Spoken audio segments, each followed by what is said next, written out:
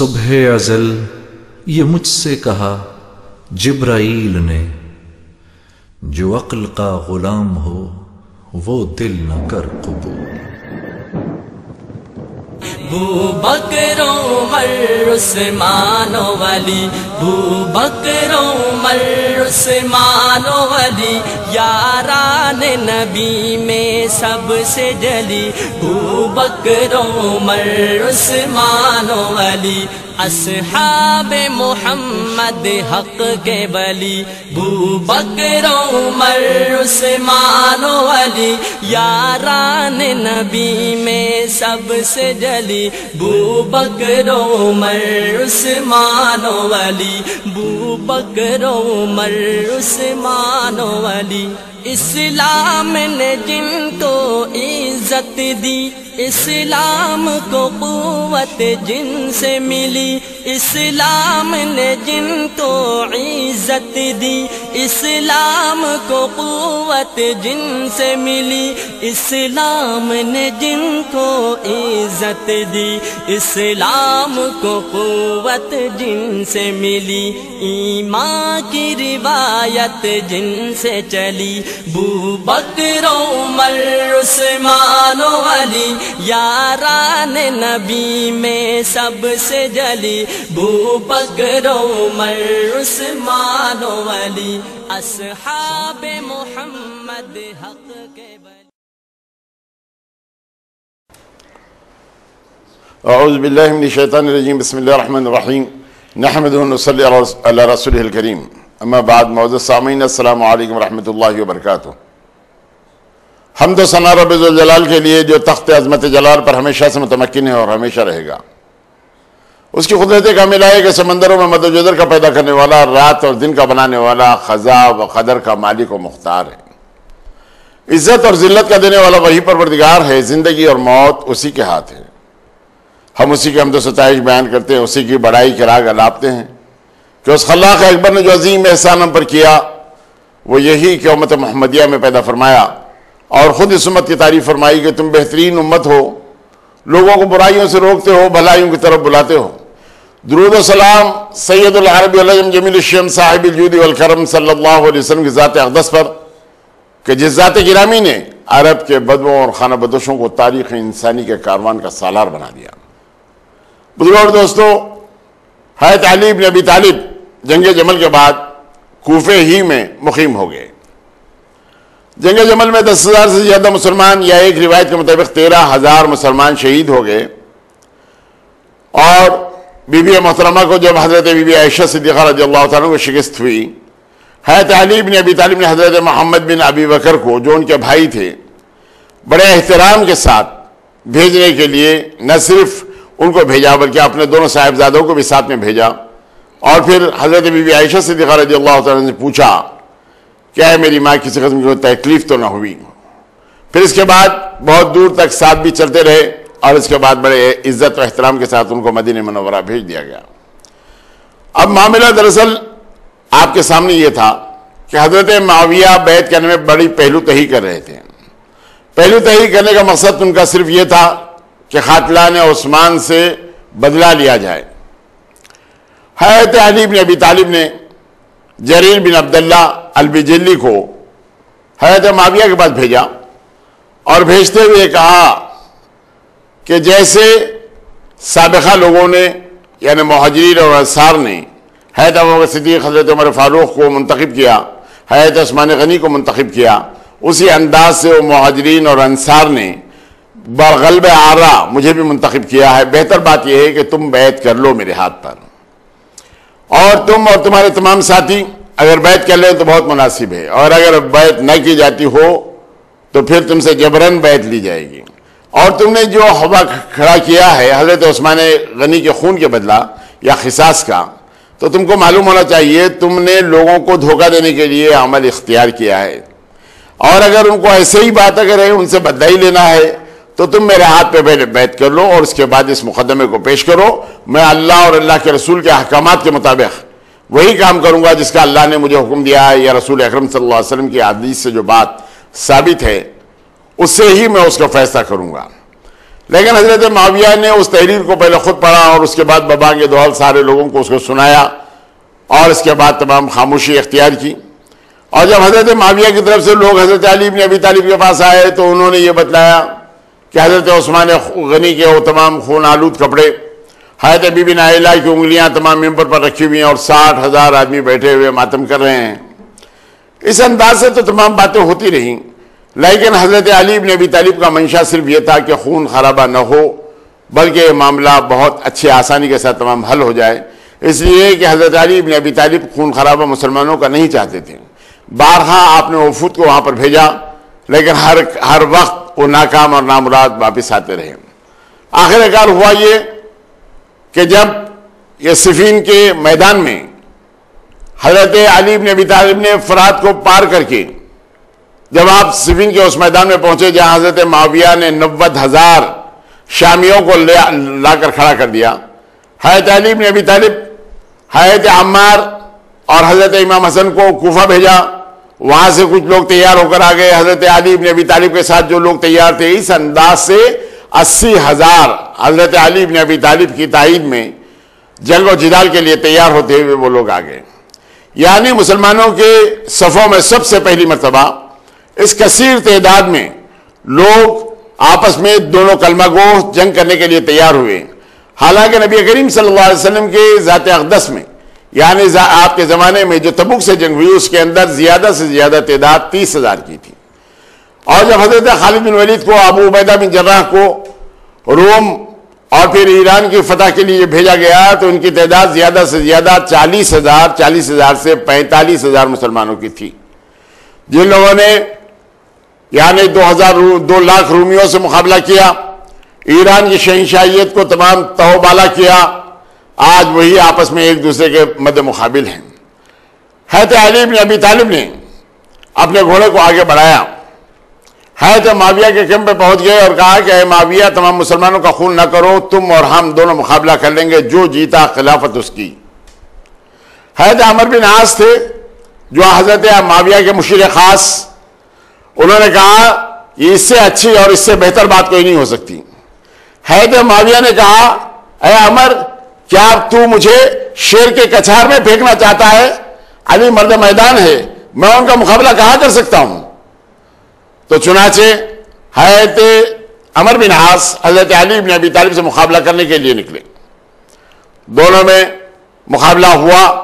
اور مقابلہ ہونے کے بعد حضرت علی بن ابی طالب کی تاب عمر بن عاص جیسے آدمی کہاں لا سکتے تھے؟ ہاں، یہ بات الگ ہے کہ وہ سپہ سالاری کے شہ سوار وہ بھی تھے، بہادری میں وہ اپنا مقام وہ بھی رکھتے تھے، لیکن اس کے باوجود حضرت علی بن ابی طالب نے جب ان پر وار کیا تو وہ گھوڑے سے گر گئے تو برہنہ ہو گئے. شیر خدا حضرت علی بن ابی طالب کو بات پسند نہیں آئی. آپ نے وہاں سے اپنا رخ موڑ لیا اور ان کو اس حال میں چھوڑتے ہوئے تمام چلے گئے. یہ حضرت عمر بن عاص بہت سیاح آدمی، یعنی عرب کی سیاست 3 آدمیوں کے درمیان گھومتی ہے. ایک تو ہے حضرت امیر معاویہ بن ابی سفیان، دوسرے ہیں مغیرہ بن شعبہ اور تیسرے ہیں عمر بن عاص. یہ 3 آدمی جہاں جمع ہو جاتے تمام عرب کی سیاست وہاں پلٹ آ جاتی. اور پھر حضرت مغیرہ بن شعبہ نے حضرت علی بن ابی طالب کی مکمل تائید کرتے ہوئے آپ کے طرفدار تھے. حضرت علی بن ابی طالب کو آپ نے مشورہ بھی دیا تھا کہ وہ عاملین جو حضرت عثمان غنی کے زمانے میں تمام مقرر کیے گئے ہیں ان کو قطعی طور پر ابھی آپ مت نکالیے. لیکن امیر یہ چاہتے تھے، حضرت علی بن ابی طالب یہ چاہتے تھے کہ کسی قسم کی کوئی بدامنی نہ ہونے پائے، اور ان لوگوں کو ایک دن کے لیے بھی برداشت کرنے کے لیے حضرت علی بن ابی طالب تیار نہیں تھے. مغیرہ بن شعبہ اس سے منحرف ہو گئے اور منحرف ہونے کے بعد وہ حضرت معاویہ کی طرف چلے گئے. معاویہ کی جو خصوصیتوں میں ایک خصوصیت یہ بھی تھی کہ وہ اپنے لوگوں کے ساتھ ساتھ جو لوگ آ جاتے ان کے ساتھ داد و دہشت کی بے انتہا ان لوگوں کے ساتھ کرتے کہ وہ لوگ ان کے خود بخود ہم خیال ہو جاتے یا ان کی صفوں میں جم جاتے. اور ادھر جو لوگ حضرت علی بن ابی طالب کے یعنی مخالفت کر رہے تھے، حضرت مغیرہ بن شعبہ بھی چلے گئے. عبید اللہ ابن عمر جنہوں نے حضرت عمر کی شہید ہونے کے بعد ابو لولو فیروز کی بیٹی کو، جعفریزے کو، ہرمزان کو جنہوں نے اپنے ہاتھوں قتل کیا تھا، ان کو اس بات کا خدشہ تھا کہ حضرت علی بن ابی طالب اگر خلیفہ منتخب ہو گئے تو قصاص میں کہیں مجھے قتل نہ کیا جائے. انہوں نے اپنے آپ کو حضرت معاویہ کے دامن میں پناہ سمجھتے ہوئے اپنے آپ کو ان کے حوالے کیا. اور ادھر حضرت معاویہ کی جو سیاست تھی اس سیاست کے تحت حضرت معاویہ حضرت حضرت علی بن ابی طالب کے لوگوں کو اپنا ہمنوا بنانے میں بھی تھوڑا سا کامیاب ہو گئے اور کسی قسم کی کوئی اس انداز سے باتیں کی. حضرت علی بن ابی طالب نے حضرت خیس بن سعد بن عبادہ رضی اللہ تعالیٰ عنہ کو، جو بڑے مخیر اور بڑے بہت اچھے انداز سے یعنی کام کرنے والے تھے، مدبر تھے، بڑے سیاستدان تھے، اللہ کے نبی صلی اللہ علیہ وسلم کی زندگی میں علم برداری کے فرائض بھی انہوں نے انجام دیے. اور یہ وہی شخصیت ہے جب حضرت سعد بن عبادہ نے ابو سفیان بن حرب سے یہ کہا تھا کہ آج جنگ و جدال کا دن ہے، قتل و غارت گیری مکے میں ہوگی، تو اللہ کے نبی صلی اللہ علیہ وسلم نے حضرت سعد بن عبادہ کو معزول کر کے ان کے بیٹے خیس کو علم دیا تھا. یہ مصر کے گورنر تھے حضرت علی بن ابی طالب کی طرف سے. تو حضرت معاویہ نے ان کو پہلے خریدنا چاہا. حضرت خیس اس معاملے کے اندر تیار نہیں ہوئے، تو انہوں نے ایک چال اس انداز سے چلی کہ لوگوں میں یہ بات کو مشہور کر دیا کہ خیس بن سعد یعنی میرے ہم نوا ہیں، میرے ہم خیال ہیں. اس انداز سے اس بات کو اس انداز سے انہوں نے پھیلا دیا کہ حضرت علی بن ابی طالب نے ان سے یہ کہا کہ خطبہ پر تم حملہ کرو. تو انہوں نے بتایا کہ خطبہ میں بہت جنگجو لوگ ہیں اور وہ لوگ مطیع اور فرمانبردار ہیں، میری بات ماننے کے لیے وہ لوگ تیار ہیں، ان سے جنگ و جدال مناسب نہیں. دربار خلافت سے پھر حکم آیا کہ خطبہ والوں سے تمام مقابلہ کرو.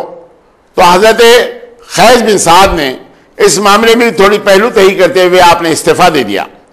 حضرت علی بن ابی طالب نے اس استعفیٰ کو قبول کرتے ہوئے محمد بن ابی بکر کا تقرر مصر پر کیا. محمد بن ابی بکر اس معاملے کے اندر بالکل یعنی نادان تھے، اتنے پختہ کار نہیں تھے. چنانچہ حضرت معاویہ کو ایک موقع مل گیا. حضرت معاویہ نے فوج کشی کی اور فوج کشی کرانے کے بعد محمد بن ابی بکر کو جو ایک ویران گھر میں تھے وہاں سے عمر بن عاص کے لوگوں نے انہیں ڈھونڈ نکالا اور اس کے بعد ان کو شہید کر دیا. ایک گدھے کے چمڑے میں رکھتے ہوئے ان کو جلا دیا. اس انداز سے حضرت معاویہ کا قبضہ مصر پر بھی ہو گیا. حضرت علی بن ابی طالب نے جب اپنے لوگوں سے یہ کہا،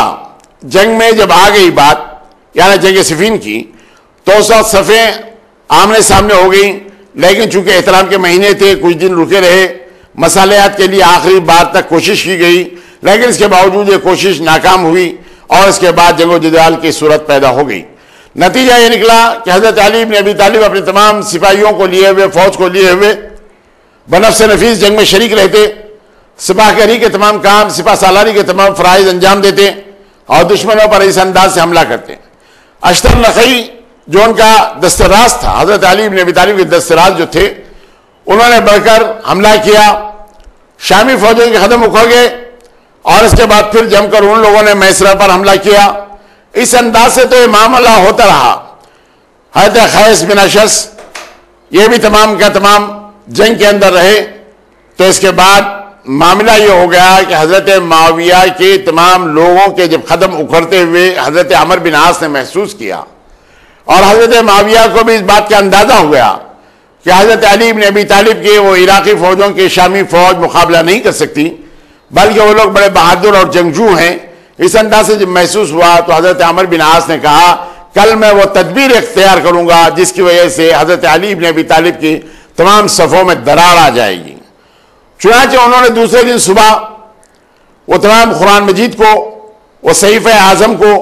5 نیزوں پر لیے ہوئے 5 آدمیوں کے ساتھ میدان کارزار میں اس انداز سے وہ آئے. اور آنے سے پہلے حضرت معاویہ نے حضرت علی بن ابی طالب سے کہا کہ آپ کا اور میرا تعلق قبیلہ بنو کنانہ سے ہے، آپ میں اور ہم میں کسی قسم کا فرق نہیں ہے، قرآن کو ہم حکم بناتے ہوئے تمام کام کریں گے. حضرت علی بن ابی طالب نے اس جنگی چال کو مسترد کر دیا. اور پھر حضرت علی ابن ابی طالب کے جو طرفدار لوگ تھے ان لوگوں نے کہا کہ کل قرآن کا واسطہ دیتے ہوئے جب صلح کے لیے ان سے بات کی گئی جبکہ جنگ ہوئی نہیں تھی تو اس وقت تو یہ بات ماننے کے لیے تیار نہیں تھے، اور جب آپ ناکامی اور نامرادی ان کا مقدر بن گئی تو اس وقت یہ لوگ اس بات کے لیے تیار ہو گئے کہ قرآن کو بیچ میں لا لیے اور کہا کہ اللہ کی کتاب ہم دونوں کے لیے حکم کا کام کرے گی اور اس کے درمیان میں ہم کام کریں گے. حضرت علی ابن ابی طالب نے اس بات کو محسوس کیا، لیکن معاملہ یہ ہوا کہ وہ خیز بن اشعث انہوں نے حضرت علی ابن ابی طالب سے، اور ایک جماعت ایسی بھی حضرت علی ابن ابی طالب کی جماعت میں یعنی آپ سے منحرف ہو گئی کہ اگر قرآن کے بیچ میں آنے کے بعد بھی اگر جنگ و جدال اگر جاری رہا تو ہم لوگ نہ صرف یہ کہ دشمن سے لڑیں گے بلکہ پلٹ کر حضرت علی ابن ابی طالب کی فوج سے ہی ہم لڑیں گے کریں گے، اس لیے کہ قرآن کے بیچ میں لانے کے بعد جنگ و جدال کا معاملہ پیدا نہیں ہوتا۔ ایسے خیالات کے بھی لوگ کچھ ابھر گئے، اور اس کے بعد خیز بن اشعث نے آ کر حضرت علی ابن ابی طالب سے کہا، امیر المومنین میں کل بھی آپ کا طرفدار تھا، آج بھی میں آپ کا طرفدار ہوں، جب ہمارے درمیان میں جب قرآن آ گئی ہو تو پھر قرآن کے حساب سے ہی ہم فیصلہ کریں گے، اب اس وقت جنگ و جدال مناسب نہیں، اس لیے کہ لوگوں میں بڑی افراتفری ہے۔ حضرت علی ابن ابی طالب لوگوں کو سمجھاتے رہے کہ یہ تمام جنگی حکمت عملی ہے، یہ شکست ہونے کے بعد ان لوگوں نے یہ طریقہ اختیار کیا، لیکن حضرت علی ابن ابی طالب کی بات کو ماننے کے لیے ان کی فوج کا کوئی آدمی تیار نہیں تھا۔ حضرت علی ابن ابی طالب نے کہا کہ یعنی محاصرہ اٹھا لو، جنگ کو آپ نے موقوف کر دیا، اس لیے کہ یہ وہ جنگ ہے جس میں 80,000 سے زیادہ یا ایک روایت کے مطابق 90,000 آدمی جو دونوں طرف سے کلمہ گو تھے شہید ہو گئے۔ حضرت علی ابن ابی طالب کا یہ 4.25 سالہ دور یعنی 3 سال 9 مہینے کے لیے 2 دن کم تھے، یہ 4.25 سالہ دور جنگ و جدال کی نظر ہو گیا۔ اس میں ایک فرقہ ایسا بھی اٹھ گیا جو حضرت علی ابن ابی طالب کے ہاتھ پر بیعت کیا، لیکن بیعت سے وہ خارج ہو گیا، جنہیں ہم آج خارجی کہتے ہیں، یعنی بیعت کرنے کے بعد بیعت سے خارج ہونے والے۔ یہ نہروان کے ایک مقام پر جمع ہو گئے اور وہاں پر تمام مشورے ہونے لگے، اور مشورے اس انداز سے ہونے لگے کہ حضرت علی ابن ابی طالب نے کیوں قرآن کو مان لیا، کیوں 2 آدمیوں کے اوپر تمام قرآن کے فیصلوں کو رکھ دیا گیا۔ معاملہ دوستو ہوا یہ کہ حضرت علی ابن ابی طالب اور معاویہ کے درمیان کہ ایک معاہدہ اس انداز سے ہوا کہ دونوں ایک آدمی کو مقرر کر دیں اپنا حکم، اور وہ لوگ جو فیصلہ کریں گے دونوں اس کو تسلیم کر لیں۔ آخر چاروں ناچار یہ بات منظور کر لی گئی تو حضرت علی ابن ابی طالب چاہتے تھے حضرت عبداللہ ابن عباس کو اپنا نمائندہ بنائیں، لیکن لوگوں نے کہا کہ یہ تو آپ کے رشتہ دار ہیں، یہ تو آپ کے چچا زاد بھائی ہیں، ان کو بنا نہیں سکتے، کوئی ایسا غیر جانبدار آدمی ہو۔ تو چنانچہ وہ حضرت علی ابن ابی طالب اشتر نقی کو بنانا چاہتے تھے، تو اس وقت خیز نے کہا کہ خیز بن اشعث نے کہا، ارے یہ تو جنگ و جدال کے لیے ہمیشہ سے تیار ہے اور آخر وقت تک جنگ کرنے کے لیے آمادہ ہے، ایسے شخص کو کیسے بنا سکتے ہیں؟ آخر کار لوگوں نے حضرت ابو موسیٰ اشعری کا نام دیا، تو حضرت ابو موسیٰ اشعری کو چاروں ناچار حضرت علی ابن ابی طالب نے اپنا حکم انہوں نے بنا دیا، انہیں اپنا مشیر بنا کر انہوں نے یہ فیصلہ 6 مہینے بعد دونوں مل کر گفتگو کریں اور اس کے بعد تمام فیصلہ مسلمانوں کو سنا دیں۔ تو چنانچہ حضرت معاویہ نے عمر بن عاص کو، جو بہت زیادہ سیاستدان تھے، بہت زیادہ یعنی معاملہ فہم اور مشورے کے اندر سب سے زیادہ پیش اللہ کے نبی صلی اللہ علیہ وسلم سے جس وقت یہ اسلام نہیں لائے تھے اس وقت بھی حضور کے خلاف میں جو مشورے دیا کرتے وہ حضرت عمر بن عاص تھے۔ ندوہ میں بیٹھ کر انہوں نے جو مشورہ کیا اور ان کے ایمان لانے کے بعد تمام اہل مکہ کو اس بات کے لیے جب وہ مشورے کی ضرورت پڑی تو عمر بن عاص کی بڑی یاد آئی تھی۔ اور آج معاملہ یہ ہوا کہ حضرت عمر بن عاص حضرت معاویہ کی طرف سے حکم بنائے گئے اور ان دونوں کو چھوڑ دیا گیا۔ تو اس وقت دونوں میں جو گفتگو ہوئی اس انداز سے کہ حضرت ابو موسیٰ اشعری نے پوچھا کہ عمر بتاؤ کیا کریں؟ حضرت عمر بن عاص نے کہا کیا ان دونوں کو معذور کر دیں اور پھر معذور کرنے کے بعد دوسرے خلیفہ کا انتخاب عمل میں لایا جائے؟ حضرت ابو موسیٰ اشعری نے کہا کہ حضرت عبداللہ بن عمر جن کی بڑی سیاست، جن کی زندگی بڑی صاف رہی ہے اور ان کے دامن پر کسی قسم کا کوئی دھبے اور داغ نہیں ہے، کیوں نہ ہم ان کو منتخب کر لیں؟ تو عمر بن عاص نے فوراً کہا کہ میرے بیٹے عبداللہ کے تعلق سے آپ کا کیا خیال ہے؟ حضرت ابو موسیٰ اشعری نے کہا کہ آپ کا بیٹا یقیناً بہت اچھا ہے، لیکن تم نے جنگوں میں شریک کر کے اس کے دامن کو بھی داغدار کر دیا۔ اور پھر اس انداز سے دونوں گفتگو ہوئی تو حضرت امیر معاویہ کے یہ حکم حضرت عمر بن عاص سے حضرت امیر معاویہ کی تعریف و توصیف اس انداز سے کی کہ وہ کاتب وحی ہیں، حضرت ام حبیبہ کے بھائی ہیں، نبی کریم صلی اللہ علیہ وسلم کے صالح ہیں، کیوں نہ ہم ان کو انتخاب کریں اور حضرت علی کو معذور کریں؟ حضرت ابو موسیٰ اشعری نے کہا عمر ہوش کے ناخن لو، کیا ان کی فضیلت حضرت علی ابن ابی طالب سے بڑھ سکتی ہے؟ حضرت علی ابن ابی طالب اپنے بچپن میں 10 سال کی عمر کے اندر اسلام قبول کیے، کاتب وہی ہے، نبی کریم صلی اللہ علیہ وسلم کے داماد ہیں، نبی کریم صلی اللہ علیہ وسلم کے چچا زاد بھائی ہیں، اور پھر ان سے فضیلت ان کی کیسے بڑھ سکتی ہے؟ اس انداز سے دونوں کی گفتگو ہوئی۔ حاصل کلام یہ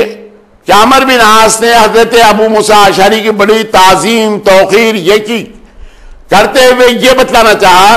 کہ آپ ہمارے بزرگ ہیں اور آپ جو فیصلہ کریں گے کرائیں گے وہ بات مناسب ہے۔ فیصلہ جا کر ٹکا اس بات پر کہ دونوں کو معزول کر دیا جائے اور نئے خلیفہ کا انتخاب عمل میں لایا جائے۔ چنانچہ 400 آدمیوں کو دومت الجندل کے اس مقام پر جہاں پر یہ لوگ فیصلہ سنانے والے تھے 6 مہینہ بعد وہاں پر پہنچے کے بعد جب فیصلہ سنانے کا موقع آیا تو حضرت عبداللہ ابن عباس نے حضرت ابو موسیٰ اشعری سے کہا، چچا جان آپ پہل نہ کیجئے، پہلے عمر بن عاص سے کہہ دیجئے کہ آپ اپنا فیصلہ سنا دیجئے اور اس کے بعد ان کا جو فیصلہ ہوتا ہے اس کے بعد آپ اپنا فیصلہ سنائیے۔ حضرت ابو موسیٰ اشعری نے حضرت عبداللہ ابن عباس کی اس بات کو مان لیا، اور پھر جب مسجد کے اندر سارے لوگ جمع ہو گئے اور اس کے بعد جب فیصلہ سنانے کا موقع آیا تو حضرت ابو موسیٰ اشعری نے کہا، عمر بن عاص اپنا فیصلہ سنا دو۔ عمر بن عاص نے کہا، چچا جان آپ معمر آدمی، بزرگ آدمی، آپ کی بزرگی کی مجھے قدر کرنا ہے، میں آپ سے پہلے کیسے سنا سکتا ہوں؟ آپ اپنا فیصلہ سنا دیجئے، بعد میں اپنا فیصلہ سناؤں گا۔ اس انداز سے ابو موسیٰ اشعری کے جذبات سے کھیلتے ہوئے عمر بن عاص نے ان کو اس بات کے لیے آمادہ کیا کہ ابو موسیٰ اشعری پہلے اپنا فیصلہ سنا دیں۔ ابو موسیٰ اشعری بڑے بھولے بھالے آدمی تھے، بڑے معمر آدمی تھے، بڑے نیک صفت آدمی تھے، ان کو یہ ہیر پیچ یا دنیا داری کی بو بھی لگی ہوئی نہیں تھی۔ انہوں نے فوراً چل کر کہا، ہم دونوں نے یہ فیصلہ کیا ہے کہ دونوں کو معزول کر کے نئے خلیفہ کا انتخاب عمل میں لایا جائے تو یہ بات مناسب ہے۔ اور لوگوں نے کہا کہ اچھا بیٹھ جائیے۔ حضرت عمر بن عاص ٹھہر گئے، انہوں نے کہا کہ ابھی آپ نے ابو موسیٰ اشعری کا فیصلہ سنا، آپ میرا فیصلہ سن لیجئے۔ میں حضرت علی ابن ابی طالب کو معزول کرتا ہوں اور معاویہ کی خلافت کا اعلان کرتا ہوں۔ ہوا یوں کہ ایک شخص نے حضرت عمر بن عاص کو درے لگائے، عمر بن عاص کے بیٹے نے اس پر حملہ کیا، لیکن اس کے بعد وہ معاملہ رفع دفع ہوا، اس انداز سے چلا گیا۔ حالانکہ اس وقت پھر تلواریں میان سے باہر نکل گئی، جنگ و جدال کی پھر نوبت آ گئی۔ حضرت علی ابن ابی طالب پہلے ہی اس معاملے کے اندر متفق نہیں تھے، اور پھر ان لوگوں کو، خارجیوں کو جو بیعت کر کے خارج ہو گئے تو ان لوگوں کو بڑا موقع ملا۔ موقع ملنے کے بعد تو حضرت علی ابن ابی طالب کے خلاف میں اس انداز سے بغاوت کر دیے کہ وہ حکم ان لوگوں کو بنا کر پورے معاملے کو ان کی سپرد کیوں کیا گیا۔ اس انداز سے حضرت ابو موسیٰ اشعری بڑی شرمندگی کے ساتھ مکہ روانہ ہو گئے، اور زندگی بھر انہوں نے پھر کسی معاملے میں کوئی حصہ آپ نے نہیں لیا۔ حضرت ابو موسیٰ اشعری کی زندگی یہ رہی، اور یہاں معاملہ یہ ہوا کہ حضرت علی ابن ابی طالب نے پھر جب شام پر حملہ کرنے کے لیے آپ سوچے تو اس وقت وہ ارشد بن قیس نے کہا کہ اب اس وقت ہماری تلواریں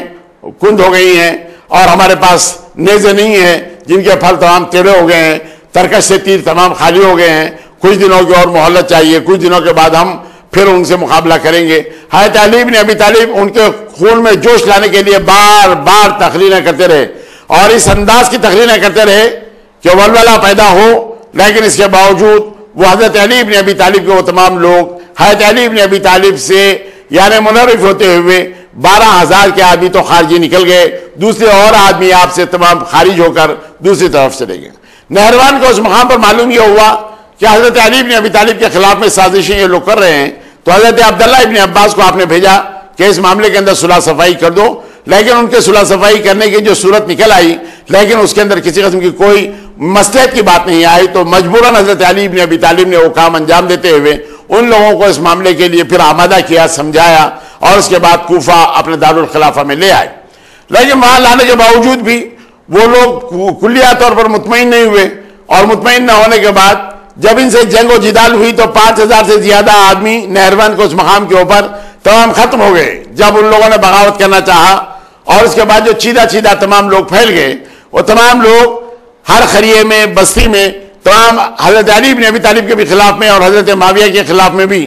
تمام لب کشائی کرنے لگے۔ آخر کار جمع ہو کر 3 آدمی اس معاملے کے لیے تیار ہوئے کہ کیوں نہ صف ہستی سے ان تین حضرات کو یعنی حضرت علی بن ابی طالب کو، حضرت عمر بن عاص کو، حضرت معاویہ ابی سفیان کو راستے سے ہٹا دیا جائے۔ چنانچہ اس معاملے کے اندر تیار ہوئے عبد الرحمن بن ملجم، اس نے کہا کہ میں حضرت علی بن ابی طالب کو نعوذ باللہ شہید کروں گا۔ چنانچہ وہ کوفہ آ گیا، اور کوفہ آنے کے بعد وہ ایک خارجی عورت کے اوپر بڑا فریفتہ ہو گیا جو بڑی حسین اور خوبصورت تھی،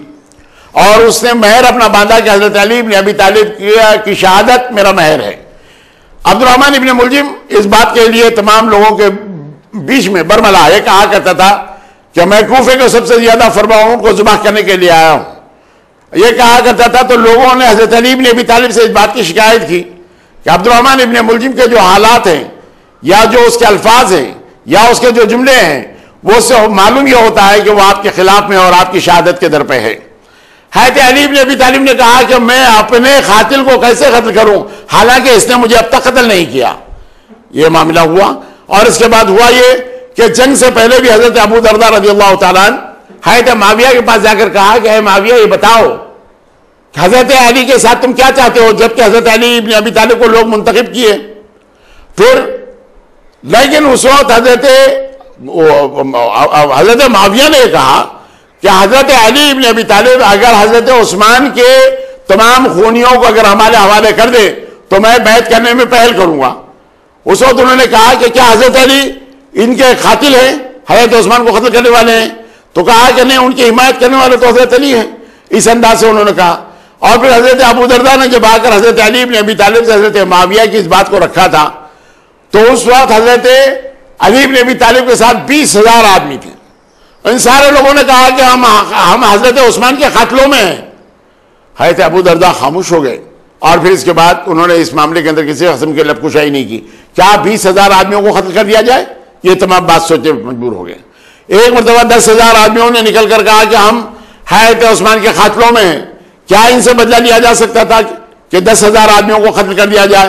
یہ معاملہ ہماری ایک تاریخ اس انداز کی ہے کہ مت پوچھئے۔ اب یہاں معاملہ یہ ہوا کہ 3 آدمی جو نکلے تھے ان کے سامنے یہ بات تھی کہ 20 رمضان المبارک کو تینوں آدمی نماز فجر کے ساتھ حضرت معاویہ کو، حضرت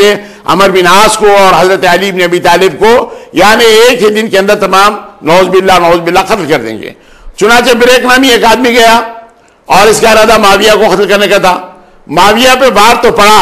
لیکن وہ وار اچڑ گیا، جس کی وجہ سے وہ بچ گئے، تھوڑا سا زخمی ہوئے اور بچ گئے۔ لیکن عمر نام کا جو آدمی تھا وہ حضرت عمر بن عاص کو مارنے کے لیے جو پہنچا تو عمر بن عاص حسن اتفاق سے اس دن نماز پڑھانے کے لیے نہیں آئے، بلکہ آپ نے کسی آدمی کو آپ نے بھیج دیا، اور وہ شخص آنے والا عمر بن عاص سمجھتے ہوئے اس آدمی کو شہید کر دیا۔ یہ معاملہ ہوا، عمر بن عاص بچ گئے، حضرت معاویہ بچ گئے، اور حضرت علی بن ابی طالب جو زخم ہوا وہ سر کے اوپر بڑا کاری زخم تھا اور زہر آلود تلوار تھی۔ پھر اس کے بعد عبد الرحمن ابن ملجم سے پوچھا گیا کہ وہ کمبخت کیوں تو نے مارا؟ تو میں نے قسم کھائی تھی کہ سب سے زیادہ فرما اونٹ کو یا سب سے زیادہ زمین کے اوپر جو شخصیت ہے یعنی خراب شخصیت اس کو میں قتل کروں گا۔ تو حضرت علی بن ابی طالب نے کہا کہ سب سے زیادہ خراب شخصیت تو تیری اپنی ہے۔ آج معاملہ یہ ہوا کہ حضرت علی بن ابی طالب زخمی ہونے کے بعد اپنے دونوں بیٹے حضرت امام حسن اور امام حسین کو بلا کر کچھ وصیتیں کی۔ وصیتوں میں آپ نے یہ بات رکھی، بیٹا تم کو جو اسلام ملا بڑی خوبی کے ساتھ، بڑی نرمی کے ساتھ، بڑی اچھائی کے ساتھ ملا، جو مشکلیں تھی، جو افتاد تھی وہ ہم لوگوں نے اٹھائی، اور پھر محمد بن حنیفہ کے ساتھ اچھا عمل کرنا، اس بات کے بھی لیے آپ نے ان لوگوں کو ہدایت کی۔ کچھ لوگ حضرت علی بن ابی طالب کے پاس آئے اور انہوں نے کہا کہ کیا آپ کے بعد آپ کے صاحبزادے حضرت امام حسن کے ہاتھ پر ہم بیعت کر لیں؟ تو انہوں نے کہا نہ تو میں اس بات کی اجازت دیتا ہوں نہ اس بات کی مخالفت کرتا ہوں، سارے لوگ اگر متحد ہو جائے تو بات دوسری ہے۔ اس انداز سے حضرت علی بن ابی طالب نے ان لوگوں سے کہا، اور اس کے بعد ہوا یہ کہ 20 رمضان المبارک 40 ہجری کو اللہ کے نبی صلی اللہ علیہ وسلم کے داماد باب العلم فاتح خیبر حضرت علی بن ابی طالب اس دار فانی سے کوچ کرتے ہیں۔ حضرت امام حسن نے 5 تکبیروں کے ساتھ آپ کی نماز پڑھائی اور پھر ان کو کوفہ ہی کی سرزمین پر آپ کی تدفین عمل میں آئی۔ بزرگوں اور دوستو، یہاں پر معاملہ یہ ہوا کہ حضرت علی بن ابی طالب نے آخری وقت تک اس بات کی کوشش کی کہ آپ کے عہد خلافت میں کسی قسم کی بدامنی نہ ہونے پائے، اس لیے کہ آپ علم کے وہ سمندر تھے کہ بڑے سے بڑا مسئلہ اگر آپ کے سامنے آ جاتا تو بہت خوبی کے ساتھ اس کو حل کر دیتے تھے۔ آپ نے کبھی کسی پر ظلم اور زیادتی نہیں کی. حد یہ کہ اس معاملے کے اندر جب خراسان میں ایک بغاوت ہوئی اور خراسان کی اس بغاوت کو ختم کرنے والی یعنی شروع کرنے والی ایک عورت تھی, اس کو جب گرفتار کر کے حضرت علی بن ابی طالب کے سامنے پیش کیا گیا اس لڑکی کو, تو حضرت علی بن ابی طالب نے نہ صرف اس کو معاف کیا بلکہ آپ نے کہا کہ اگر میرے بیٹے حسن بن علی کے ساتھ اگر تم عقد کرنا چاہتی ہو, شادی کرنا چاہتی ہو, تو میں اس بات کی اجازت دیتا ہوں. تو اس عورت نے کیا کہا کہ میں ایک ایسے شخص سے شادی نہیں کر سکتی جو مکمل طور پر یعنی اقتدار پر نہ ہو. ہاں اگر آپ چاہتے ہیں تو میں آپ کے حق میں آنے کے لیے تیار ہوں. تو حضرت علی بن ابی طالب نے اس بات کو رد کر دیا اور اس کو آزاد کرتے ہوئے اس بات کا حکم دے دیا کہ تم جہاں چاہے رہ سکتی ہو, تم جہاں چاہے جا سکتی ہو, میری طرف سے اس بات کی اجازت ہے. حضرت علی بن ابی طالب ہر معاملے میں محتاط ہوتے, ہر معاملے کے اندر آپ بہت سوچ پوچھ کر تمام لوگوں سے مشورہ کرنے کرانے کے بعد یہ تمام کوئی کام کرتے. اس لیے کہ جب جنگ و جدال کا معاملہ ہو گیا اور تمام قرآن اٹھانے کے بعد ان لوگوں نے یہ بات کہی کہ جنگ و جدال ختم ہو جانا چاہیے, اس وقت اشتر نقی جو سپہ سالاری کے فرائض انجام دیتے ہوئے حضرت معاویہ کی فوج کو بہت زیادہ نقصان پہنچا رہا تھا, اس کو اتنا زیادہ صدمہ, ان کو اتنا زیادہ صدمہ ہوا کہ وہ جس وقت آگے یعنی اپنے مقام پر, تو اس وقت ان لوگوں سے انہوں نے ایسے بحث و مباحثہ کیا کہ تم لوگوں نے ہی حضرت علی بن ابی طالب کو اس بات کے لیے پابند کیا کہ تمام جنگ و جدال ختم کر دیا جائے اور قرآن اس معاملے کا فیصلہ کرے گا. تو معاملہ اتنا زیادہ بڑھ گیا کہ آپس میں رنجشیں ہو گئیں, اور حضرت عمر بن عاص نے جو کہا تھا کہ کل میں ان لوگوں میں درار ایسے ڈالوں گا کہ حضرت علی بن ابی طالب کی فوج کے اندر ہی دو فرقے ایسے ہو جائیں گے جو ان کے موافق اور مخالف ہو جائیں گے, اس بات پہ انہوں نے مکمل طور پر کامیابی حاصل کی. مسلمانوں کے لیے اس سے بڑا المیہ اور کیا ہو سکتا ہے کہ اس پونے 5 سالہ دور میں 1 لاکھ سے زیادہ کلمہ کو مسلمان تمام کے تمام شہید ہو گئے, اور اس کے بعد کسی قسم کا یعنی فتوحات کا دورہ تمام کا تمام ختم ہو گیا. اور پھر حضرت امام حسن کو لوگوں نے آ کر منتخب کر لیا, آپ کو خلیفہ بنا دیا. لیکن معاملہ یہ ہوا کہ 6 مہینے بعد حضرت معاویہ نے حضرت امام حسن بن علی سے یہ کہا یا تو دستبردار ہو جائیے یا جنگ کرنے کے لیے تیار ہو جائیے. تو حضرت امام حسن نے, اس کی تفصیلات انشاءاللہ میں پیش کروں گا, حضرت امام حسن نے کہا کہ مجھے جنگ و جدال کے بعد اگر خلافت ملتی ہے تو مجھے یہ خلافت منظور نہیں. اس انداز سے آپ دستبردار ہو گئے. حضرت معاویہ کے زمانے میں حضرت معاویہ بہت ہوشیاری کے ساتھ اپنی اس خلافت کو انہوں نے یہ بات اعلان کیا, لیکن آخری جب وقت آ گیا تو حضرت معاویہ کو اس بات کا تعصف ہوا, انہوں نے اپنی زبان سے اس بات کا اقرار کیا کاش ابو الحسن سے جو دشمنی اور جنگ ہوتی رہی اس میں اگر محبت کے پہلو نکلتے اور اگر یہ دوستی ہوتی تو بہت زیادہ اچھا ہوتا. اور جنگ صفین کے بعد حضرت علی بن ابی طالب کو بھی اس بات کا تعصف رہا کہ کاش یہ جنگ نہ ہوتی اور میں یعنی حق خلافت حضرت معاویہ کے ہاتھ میں دستبردار اگر ہو جاتا تو بہت اچھا ہوتا تھا. اس انداز سے ان لوگوں کو یہ بات کا احساس ہوا. بارگاہ خداوندی میں میری دعا ہے کہ پروردگار عالم جو کچھ ہم سن رہے ہیں اس پر عمل کرنے کی توفیق عطا فرما. پروردگار رحم فرما, کرم فرما, فضل فرما. الہ العالمین جو انتشار جو پھیل رہا ہے یا پھیل گیا ہے یا اختلافات جو مسلمانوں کے درمیان میں آ گئے ہیں, اللہ تعالیٰ اس سے محفوظ و معمون رکھے اور مسلمانوں میں اتحاد و اتفاق پیدا فرما دے. وآخر دعوانا الحمدللہ رب العالمین.